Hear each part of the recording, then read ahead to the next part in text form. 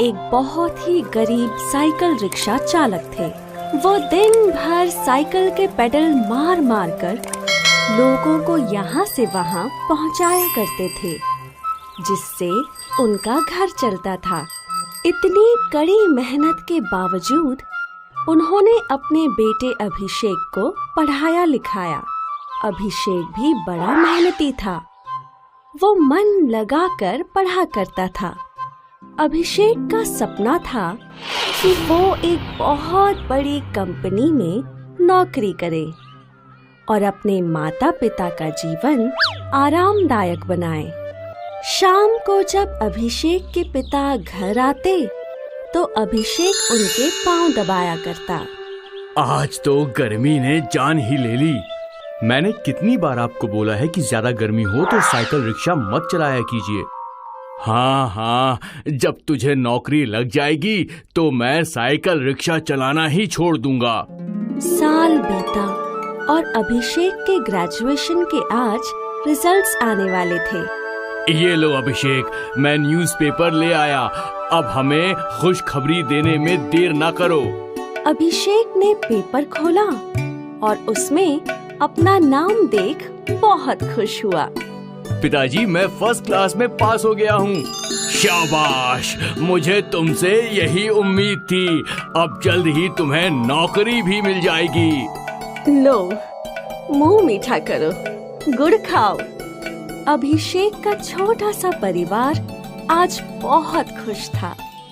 कुछ दिनों बाद अभिषेक नौकरी के लिए इंटरव्यू देने ABC ट्रांसपोर्ट नाम की एक बहुत ही मशहूर कंपनी में गया।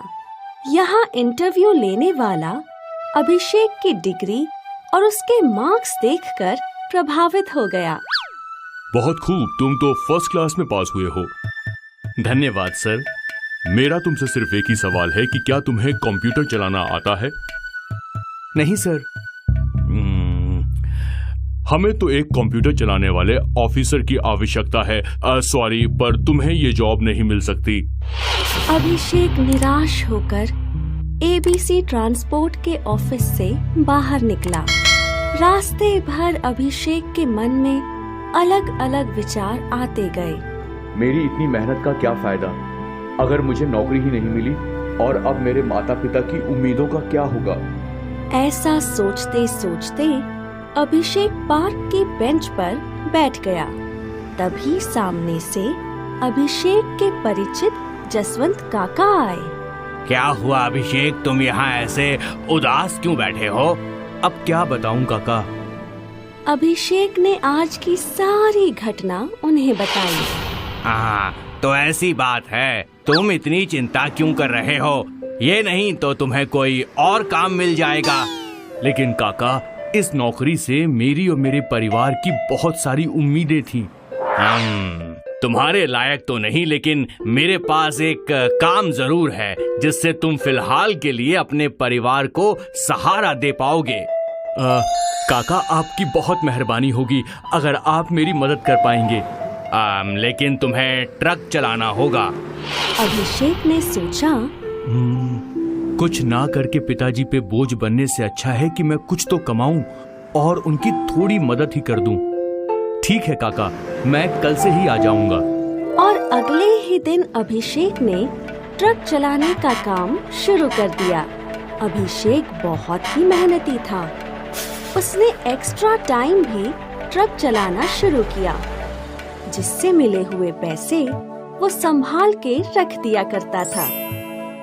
2 साल तक इकट्ठे किए हुए एक्स्ट्रा टाइम के पैसों से अभिषेक ने एक ट्रक खरीदा, उसका खुद का ट्रक। अब अपने बेटे की सफलता देख उसके माता पिता बहुत खुश थे।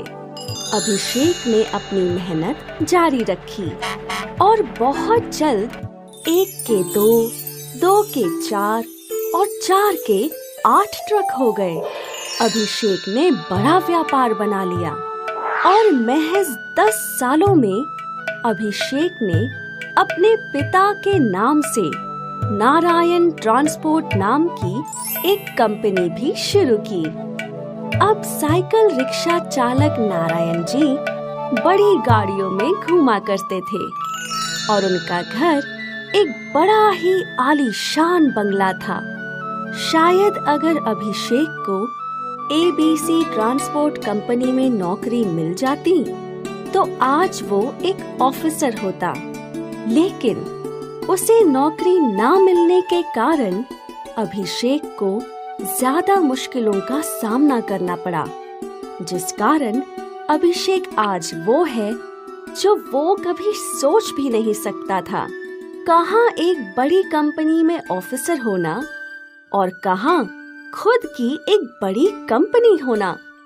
ये कहानी हमें ये सिखाती है कि अगर जीवन में हम जो चाहते हैं वो हमें मिल जाए तो अच्छा है, लेकिन अगर ना मिले तो और भी ज्यादा अच्छा है, क्योंकि क्या पता ऊपर वाले ने हमारे लिए कुछ उससे अच्छा ही सोच रखा हो।